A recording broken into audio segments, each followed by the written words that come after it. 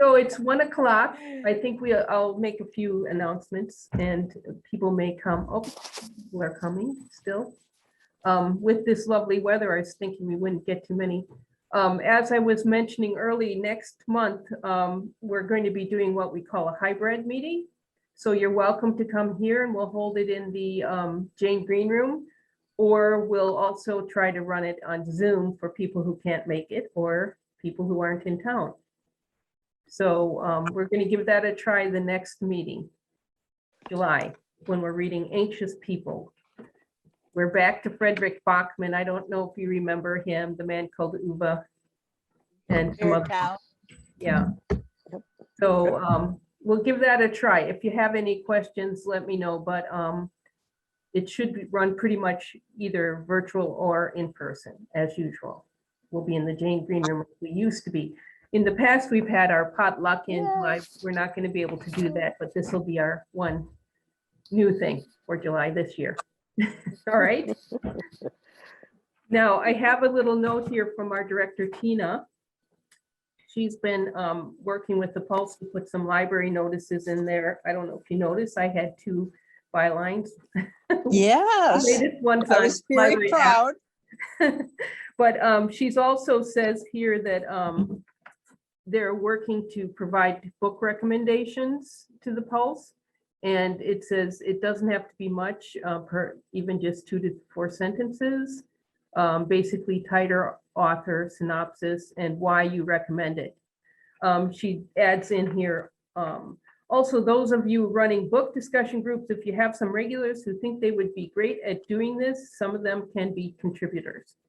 So if there's anyone interested, I'm not saying it's going to necessarily get there, but you could send me something and we'll see. I'll let Tina know. All right. And so as I said, in July, you're welcome to come either here to the Jane Green Room or online. We do have a limit of the number of people, but I think it's pretty high. You know, we have the table spread out so we can sit around the table and be socially distanced and still manage to do it, or you're welcome to come online. All right. And then I will be sending out a list pretty soon. We have, our books are chosen. July is Anxious People. August is Midnight Library, and then we'll need to vote on a new list. And it'll be 5 choices because it'll run us through January. And then February will probably be the Door County Read selection at that time. So I'll ask for 5 out of the list that I'll create. All right. I'll send it by email. If anyone doesn't have, if you don't have my email, let me know. But I have been sending, I forgot to send out a notice for today because it was a holiday yesterday, but normally I'm trying to send out a notice these days. So if I haven't sent you a notice, let me know and I'll be sure to send you the list to vote on. All right. All right. Hey, Anyone have any questions or anything you want to say?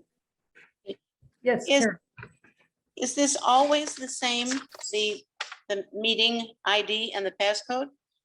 No, it changes. Okay, No. So always look at the calendar and you'll find the current one there. thank you. And as I say, next month, you're welcome to come here into the library, although when you're here, you're out pretty far from Sturgeon Bay, aren't you? About But you're welcome to come here or go on Zoom. We'll be running that. I think we'll be doing that in most cases in the future, trying to do a hybrid Great. version. It'll be nice for us winter people. Yes, it will. So now let's get to the book. And I know Egg Harbor did it already. I watched the video and I heard what Trissa had to say there and others. No, we did this book in Egg Harbor. I thought my other book club did this. No, Vanishing Half is what we're doing today. Okay, and we did it in Egg Harbor? They did it in Egg Harbor a little Okay, while never back. mind. Then this is the 3rd time I've done it. Okay. So you're ready to go. You know all about it then. Ah, Well, I thought it was really interesting, and I know it's on everybody's list of the books to read in 2020. It was reportedly Barack Obama's favorite book from 2020. I kept puzzling over the whole thing, because the question I have is it a racial thing or a cultural thing that we're talking about division here? It did bring to mind something. I had a question from a gentleman named Cliff Crystal a few years back, who was he's a Packer historian. Yeah. And he was researching a man named Walter Lejeune.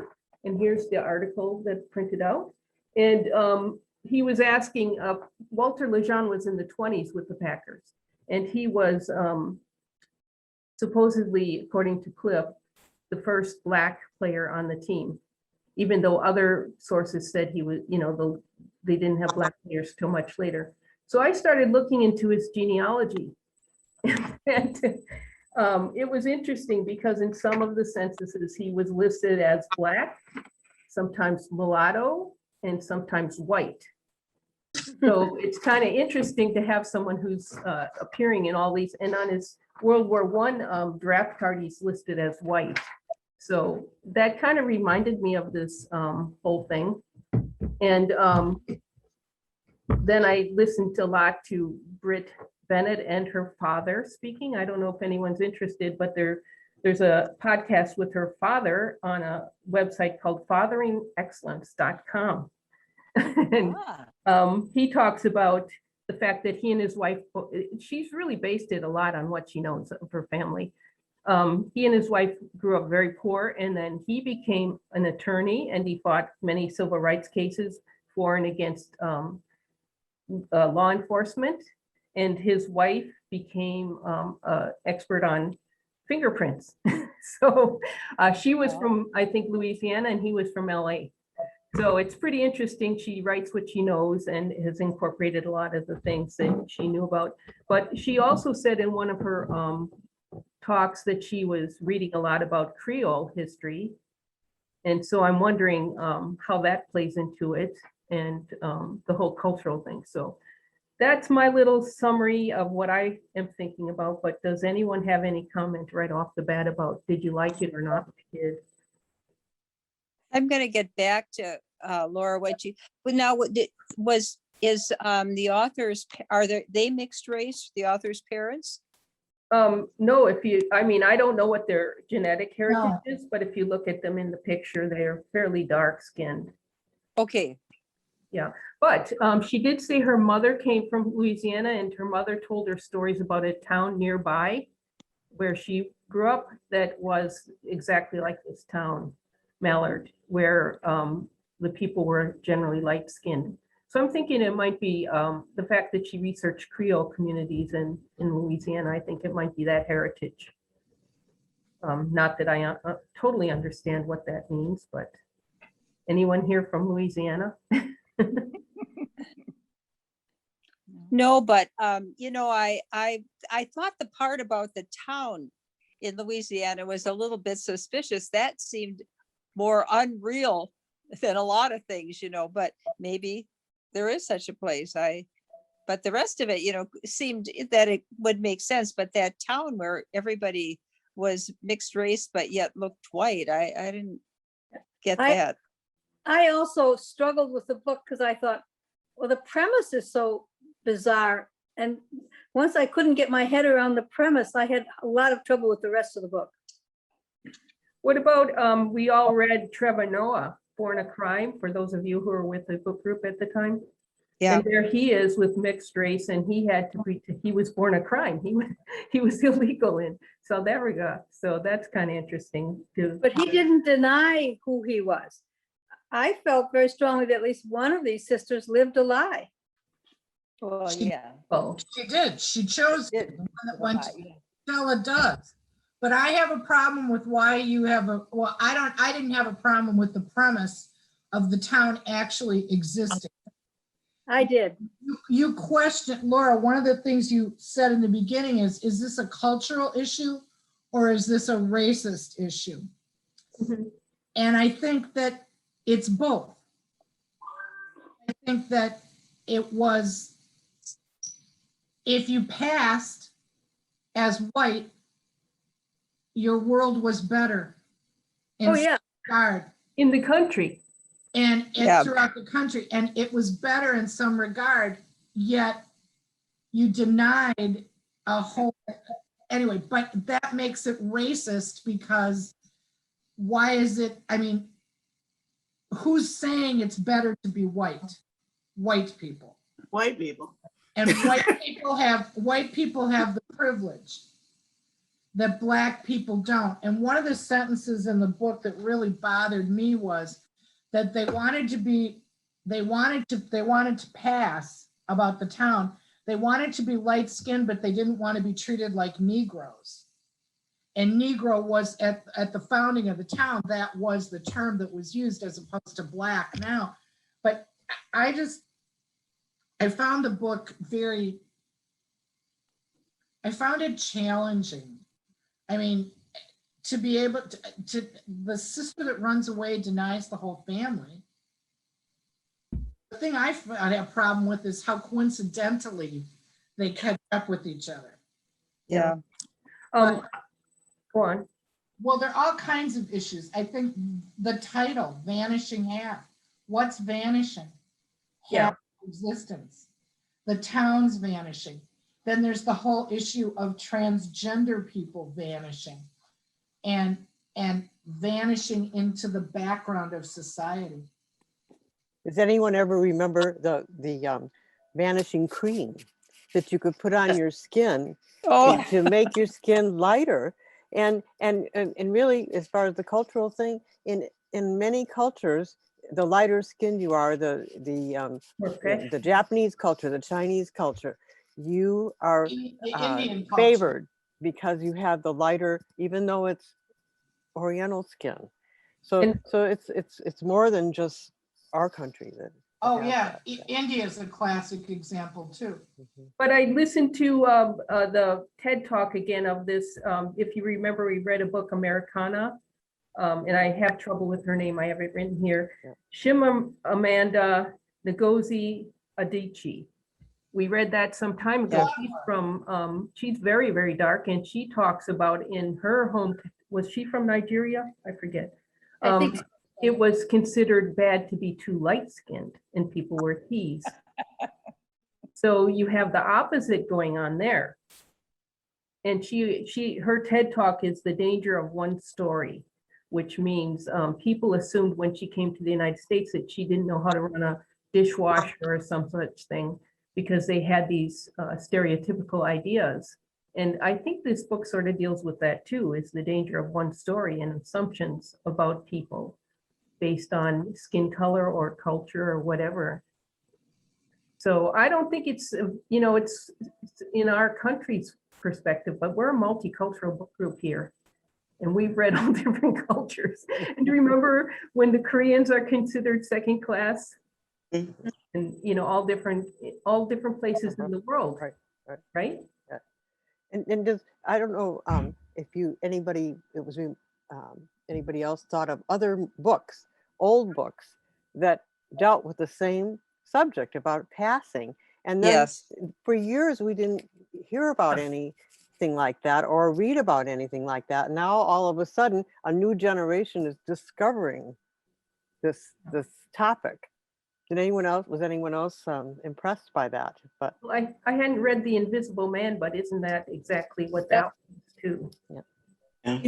This reminded me of an old movie, which maybe some of you have seen. Lana Turner was in it. Yes. yes. Okay, what movie? Imitation of Life. She has a maid who is Black. The daughter is very light skinned and Very passed. famous movie. Oh, the yeah. drama, Yep. I enjoyed reading this. I thought it was a page turner. Some of the coincidences, like the cousins meeting, Yeah. out of it strains credulity, but it's fiction, so that's okay. But I did enjoy it, and I thought it was thought provoking. Did the ending bother you that it just ended like that? Yeah, that's kind of sucked. Like, okay, I've reached my, That bothered me a lot. yeah. Like, hey, maybe she's setting up for a sequel. Who knows? Maybe. I thought there's a sequel in the wings. Is Yeah, there? I think they're making a TV series out of it. Oh, Oh, really? No kidding. Yeah. They're making a TV Has series out of everything. anyone read her Yeah, other like- book? Has anyone else read her other book called The Mother? I No, did. Yeah, it was her first book, The Mothers, I believe the title was, and I thought it Correct. was a good read, you know. Well, she's extremely popular and she's young. She's 35 years old. And when you look her biography up, there are 3 paragraphs. Because she's so young. Well, I suppose because she's young, but they're pretty impressive paragraphs. She's a graduate of USC's writing program, I think, if I remember correctly. And she's been on the New York Times bestseller list with both these books. And both of these books have won all kinds of awards. And I agree with the comment that it was a page turner. I wanted to know what was going to happen. And I kept reading. And Well, I agreed to the half point. And then after that, I got bored with it because there were too many coincidences. And you could kind of guess, you know, it was very predictable. And then the ending, you know, okay, there's the ending. So I thought you kind of rushed the second half. Although I agree, she's a very good writer, and in any topic, she'd probably be very good. I read the book last fall, and I really loved it. And for me, it was a page turner. And I reread for today, and naturally, it wasn't as much of a page turner because I knew what was happening, but I wanted to get a hold of the characters in my head so they would be current, and that's why I reread it. I think it's cultural and racial, and it's racial within racial, because the people of Mallard, who are all light-skinned, are prejudiced against dark-skinned.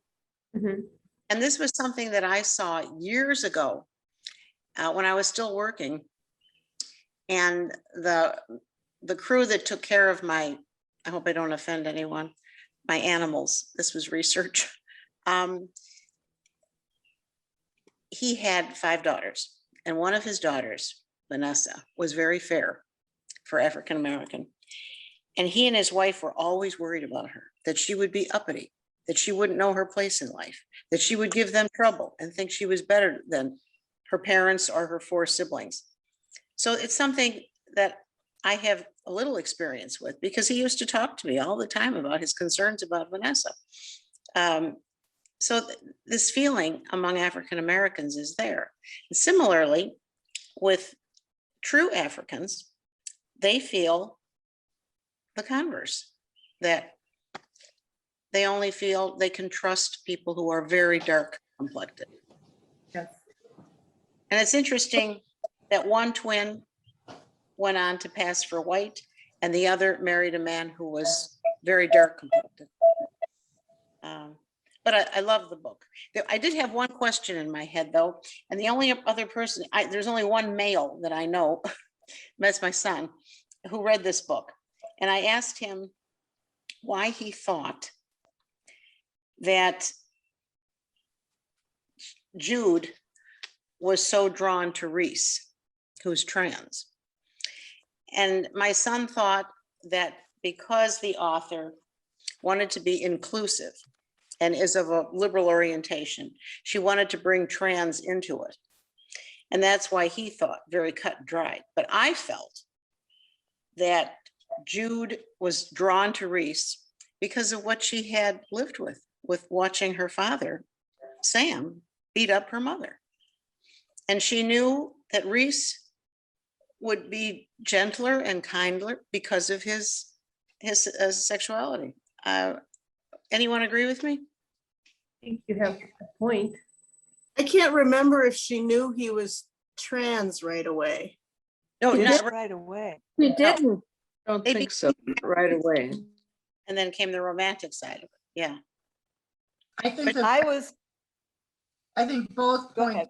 both points are, you can argue for both points. And I think it goes back to Bennett's age. She's 35 years old. And transgender to her is not a big deal. Yeah. And so that is the inclusive. Right.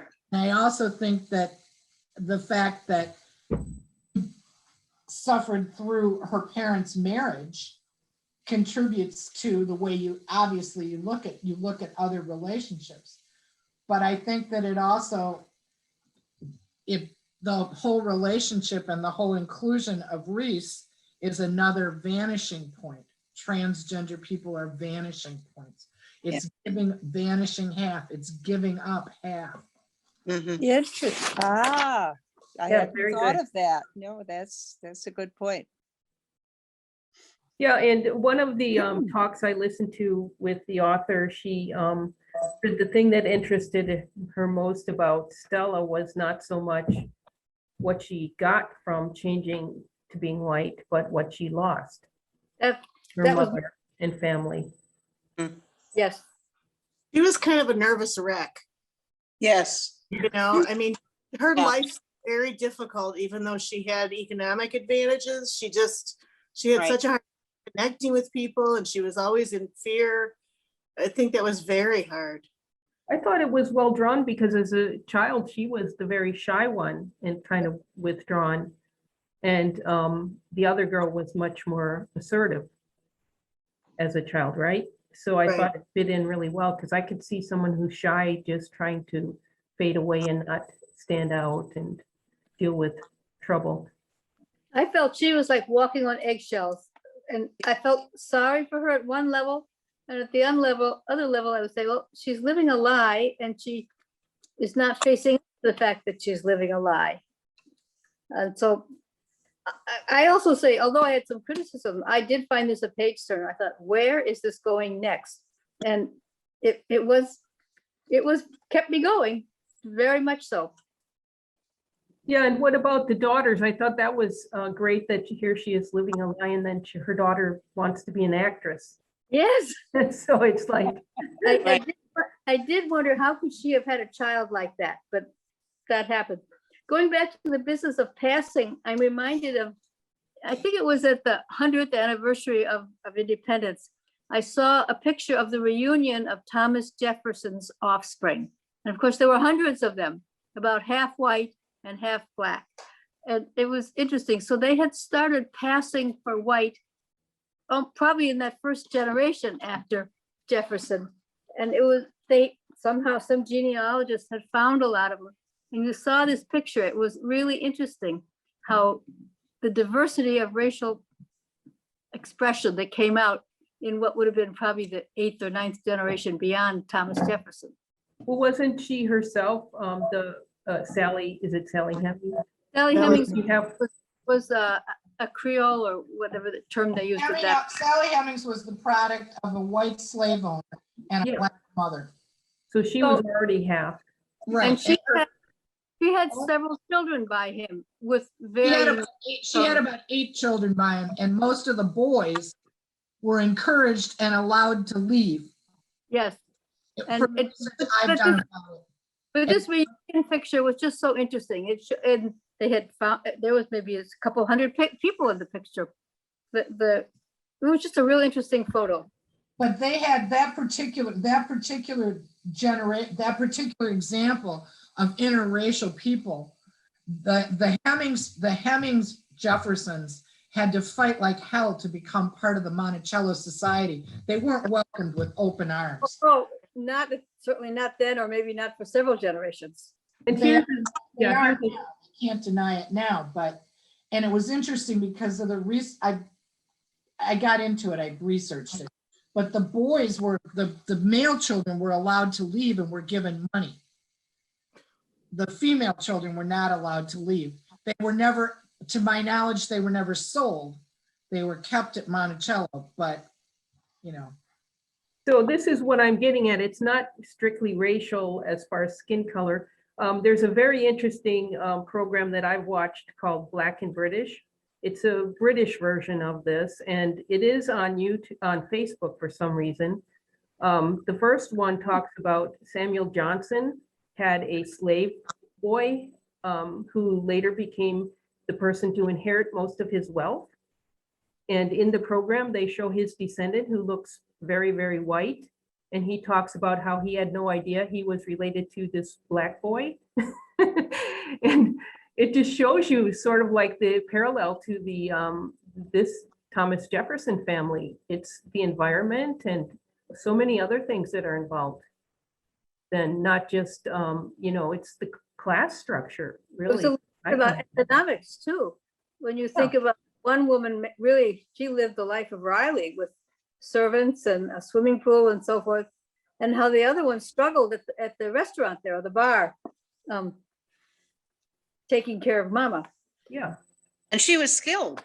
She had been trained in Washington and Yes, she couldn't get a job in an area in which she was highly skilled. It's very sad. Well, was it sad? I really like, one of my favorite characters in the book was the guy that was with her. What was his name? oh, yeah, early.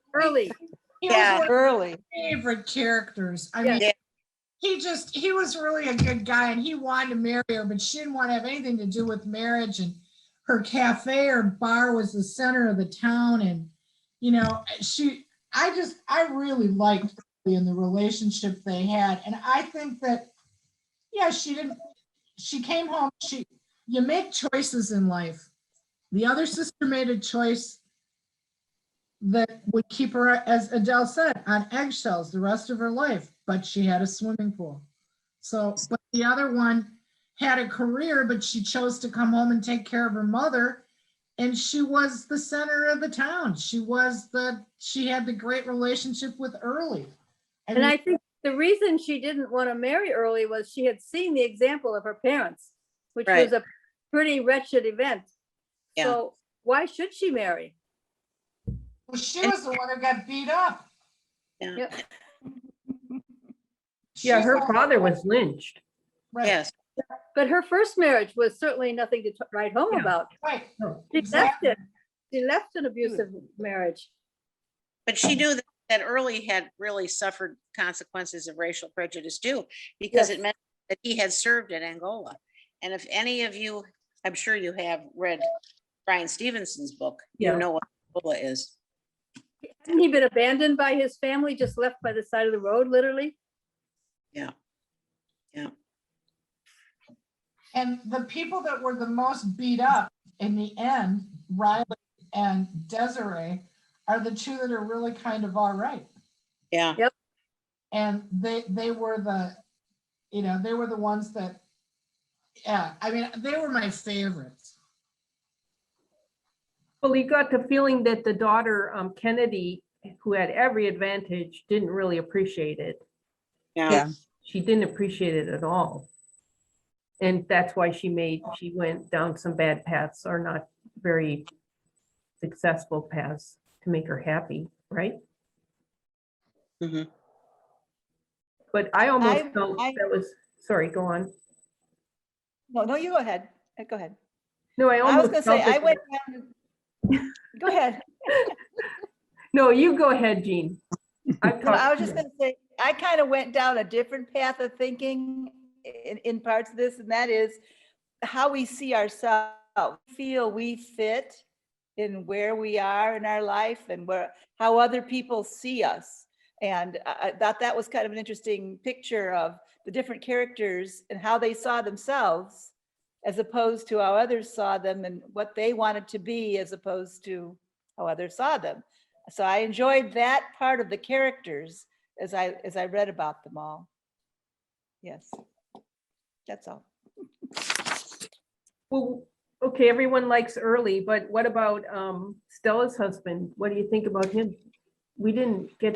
He wasn't drawn as much in depth, but No. he's like a He nice wasn't guy. well developed at all. No. You think he would have been accepting if he found out the story? No, No, because she asked Jude and Reese and everyone not to discuss this with Blake, because she wants her life to continue with Blake.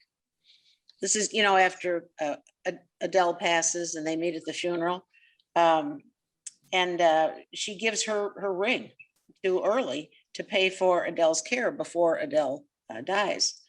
So I think she thinks that's going to, in her own mind, her psyche, absolve her from her guilt. But then she does ask them not to say anything to Blake, because she wants this to continue, her image as a white woman.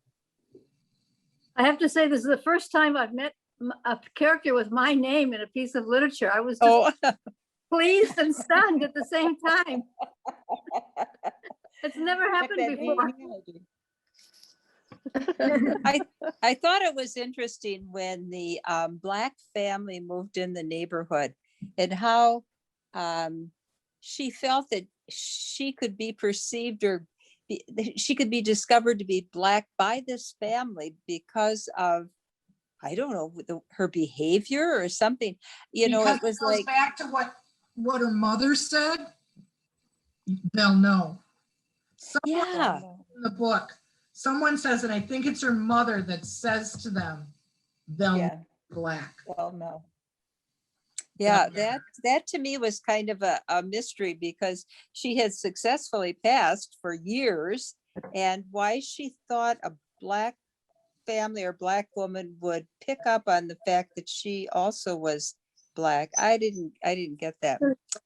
Thought that was interesting. Okay, should I come again? Intuition. She never felt Ruth? secure. Okay. And for like, She felt secure. She always thought she was going to be on the edge of being discovered.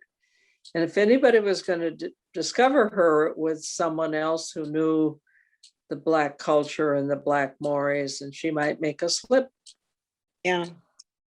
She also had a lot of ambivalence about it, the way she related to them. Initially, she was on that committee and tried to block the Walkers from moving into the Yeah, neighborhood. that's right.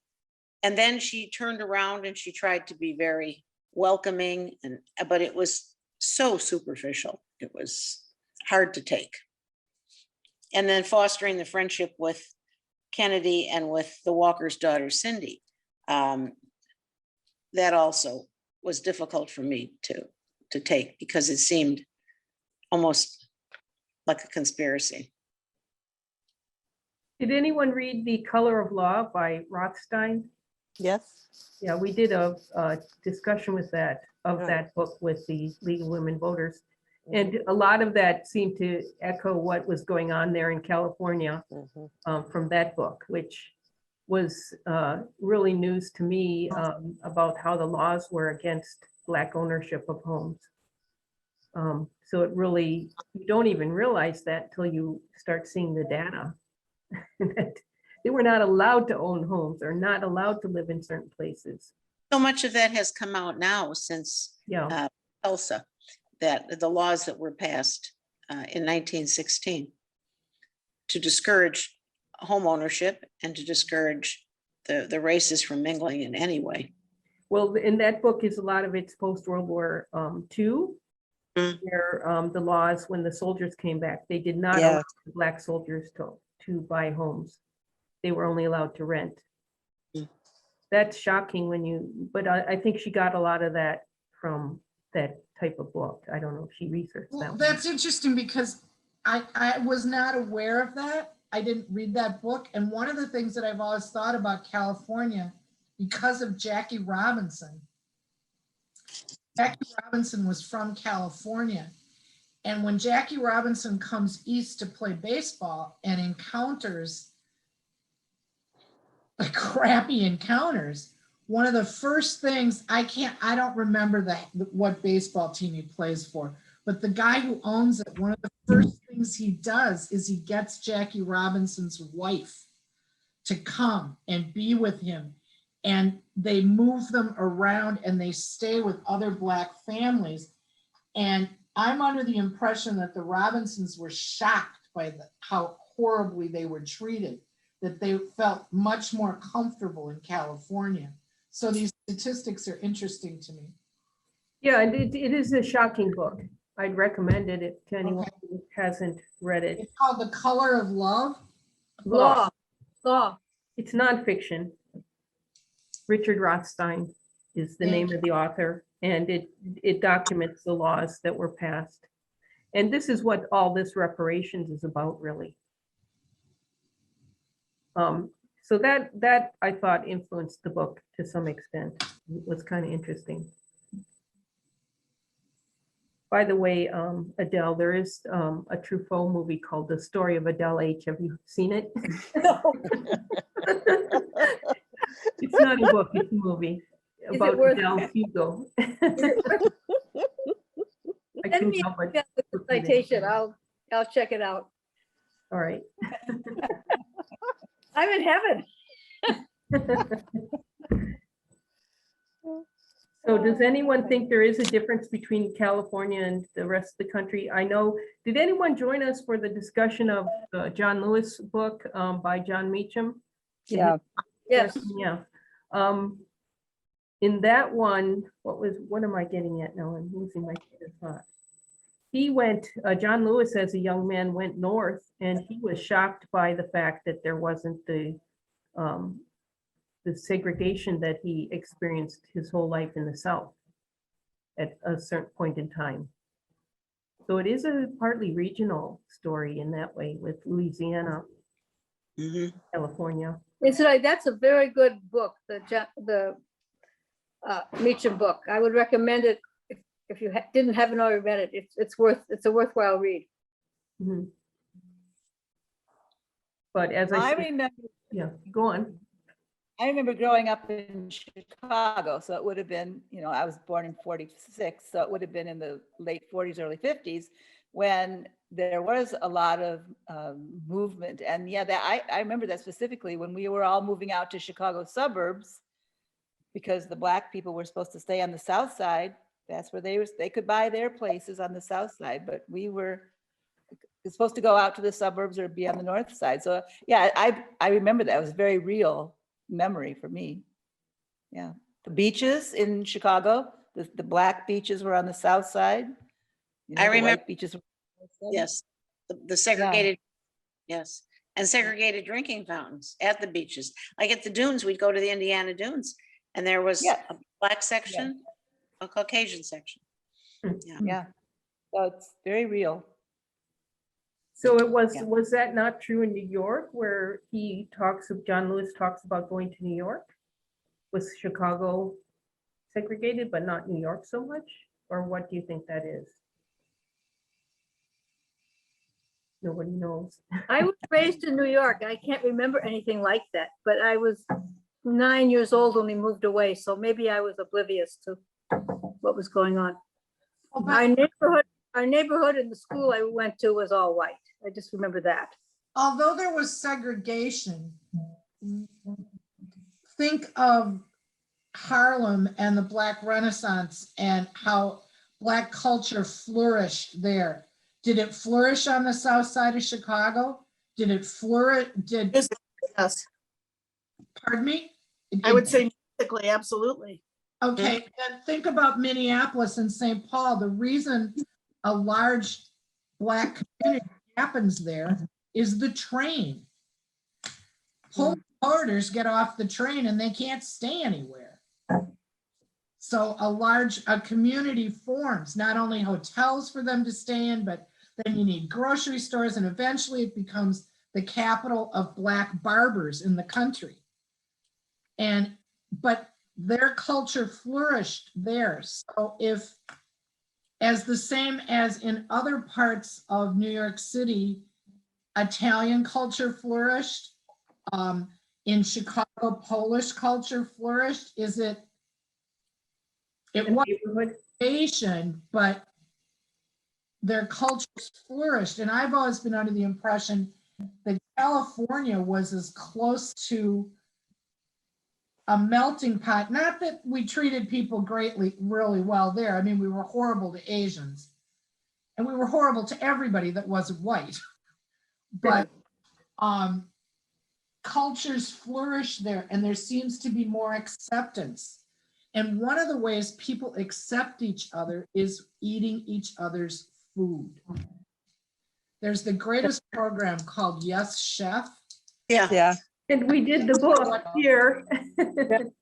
Okay, we did the book. I don't remember. I just know the program, but Marcus Samuelson book. thank Yep. you very much. But Yeah. that's one acceptance. I mean, think about it. When I grew up, I'm 69. When I grew up, pizza was a big deal.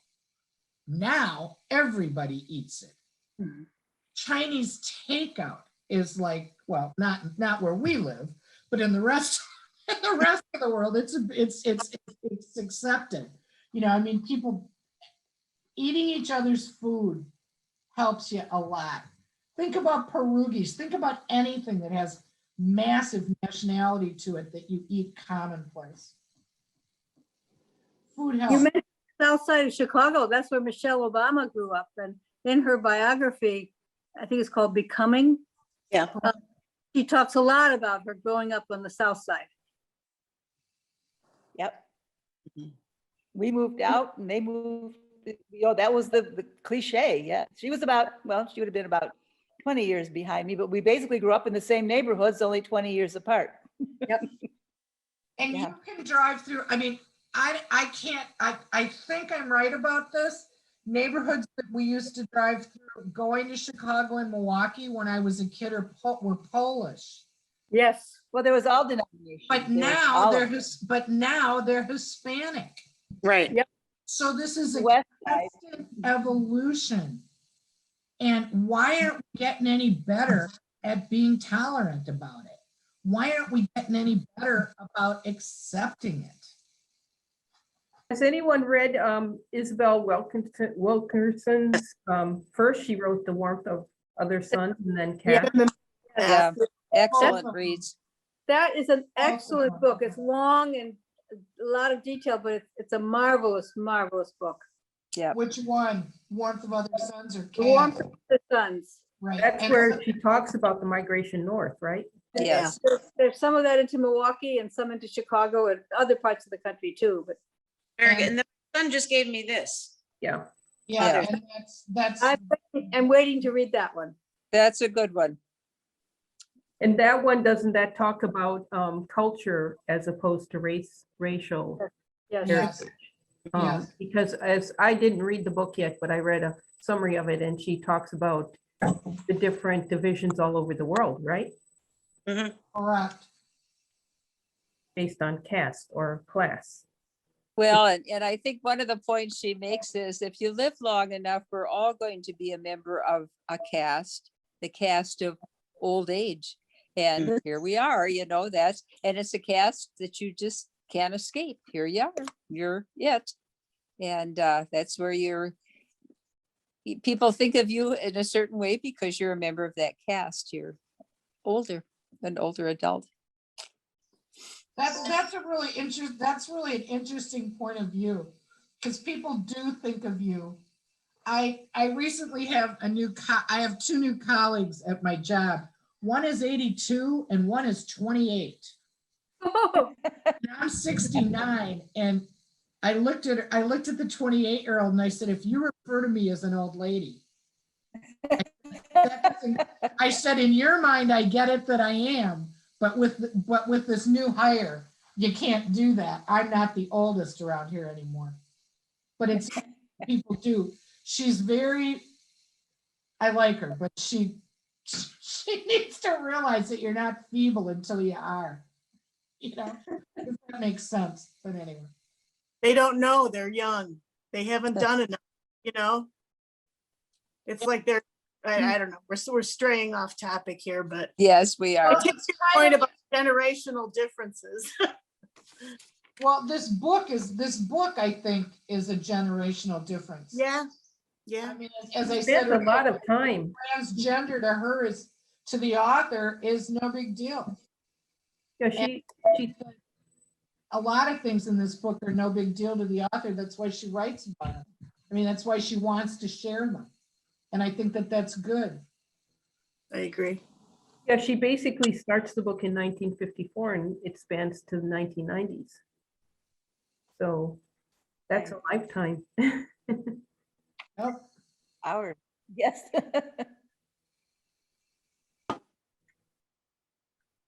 Well, and then getting back to the part about ancestry, I think one of the other themes in this book would be about the importance of family and, knowing who your family is and wanting to be part of a family. That's such a drive. Even though Stella left, that was always something that bothered her. So Yeah. being a part of that family, and to know about your family, the ancestry part of it that Laura's so caught up in too. Yeah. Yeah, and one thing that really I keep thinking about also is here she is hiding out like that. But these days you can't hide out with all these DNA tests. So I know two people who have discovered, in one case, their father and another, the grandfather, were not who they thought they were. And Wow. one person is afraid to tell relatives because it will shock them that they're not who they thought they were. Yep. So, in a Cousin sense, who has inherited a whole new family he didn't know he had. yeah, And his sister's having a hard time with that. She knows, but she's not believing it. right. They often Sure. deny it. Yep. So this book couldn't really be set too much into the future, could it? Because all the That's kids correct. had to do is take a DNA test and find all their relatives. Right? Yeah. It's a good thing Stella didn't live into the 21st century. Or it didn't carry, well, maybe that's in the prequel, in the next, the following book, maybe that'll come into it. Yeah, Stella will probably. be revealed. Well, remember the part of the story where Stella was giving birth and she was so afraid? And what she was afraid of is what color the baby was going That's to come great. out. Exactly. You know, Oh, yeah. Yeah, that was part of it. That's DNA right there. And we heard that in the British royal family too, Yeah, right? They're exactly. examples of that. yeah. So it's very interesting. I do help people with genealogy, so of course I'm big on this whole thing, but one of the main writers about DNA is Brian Sykes. He just passed away recently, but he's written books on mitochondrial DNA, which is the mother's line. And one of his books is called DNA USA. And I didn't read the book itself, but I saw him speaking on it. And I mentioned this before, but he said a lot of New Englanders wish they were, or think they're related to Native American heritage or DNA. They have Native American DNA, but actually they don't. And a lot of Southerners don't admit it, but they do have a lot of African DNA. So it's kind of interesting how some people want to be one thing and another. As do Southern Europeans have a lot of African DNA because it's right across the Mediterranean. Yeah, And there are a lot of intermarrying. yeah. So what does race really mean? Apparently nothing biologically, right? Clarify, Laura, for maybe your audience is scientifically aware when you mentioned mitochondrial DNA. Yeah, If you or I have the genetic studies done, we won't get the whole picture. no, We need a brother, sibling, in order to get the whole picture because the brother carries additional on the Y chromosome that we don't have. So it's kind of interesting. I was shocked. My daughter-in-law gave it to me the test a couple of years ago, having thought all my life I was half this and half that. Oh my goodness, there's everything under the sun in there. I had no idea. Azerbaijan and the British Isles. So it is, but the missing piece though is my brother, who unfortunately is passed. So I won't ever know what the other piece well, was. no, most of the tests are autosomal, which is 50% from each parent. Yeah. So you can be anything. And Yeah. I'm a little African Nigerian, according to what they say, like 2% or something. I've always considered my curly hair to be. But really? Yeah. Well, with the advent of all this DNA testing, maybe there's hope that we will get better, that we will get tolerant. Because I was, just in what I've heard the two of you discuss, I mean, gives me hope that maybe, I don't think I'm gonna live to see it, but Yeah. I don't know if this is what I keep hoping, that it'll be like Star Trek. That the world will finally eventually get to be like Star Trek and we don't care. You know? Except that you know, the Jewish, the Israelis, and the Palestinians' DNA is so close. It is almost identical. And that certainly hasn't helped. No. Well, Oh, that's true. all the best feuds happen in families, don't they? Yeah, I mean, right, that's a good point. we're all related. Right, So, yes, right, yeah. Yeah, it's sad. And remember, in the real world, you're six people removed, but this is Stark County. It's 4, so be careful. Uh-oh, uh-oh. And as I mentioned with one person I know, DNA, the grandfather turned out to not to be the grandfather. What if you found out tomorrow that your last name you grew up with, your family, you thought was your family, is not your family? What if you Well- suddenly found that out of the blue? That's a kind That of, is very hard, because I have a cousin who is dealing with that, and it's a load for him to come to terms with that. It would Well, be first very, thing, it go would ahead. be very difficult, I would think. I'm an only child. If it happened to me, I don't know what I'd do, because I don't have anyone left to, commiserate with, so to speak. And when you were explaining about, I can't say the word, but I took it to mean female DNA. I was wondering if I could ever figure out, because I've never had a male sibling. oh, no, that's just the Y DNA you're talking about. That, Yeah. Okay, Yeah. I didn't completely understand everything. so. yeah. But I Let's make All the wonder, people on the orphan train yeah. too. All of the people that are on the orphan train, and we talked about that, how when you talk to people, almost everyone had a relative in the Midwest, had a relative on the orphan train, or knew somebody that had a relative on the orphan train, because of all the farms. The farms took all these children in, and they're adopted, but not adopted, and they have no idea about their family history. So any of those that were raised and not told they were adopted, even, they were really shocked. And I recommend that museum if anybody goes to that remote part of Kansas where it is. It makes you a little more sympathetic to Stella. She's very modern in a way, we're all displaced. Or possibly displaced.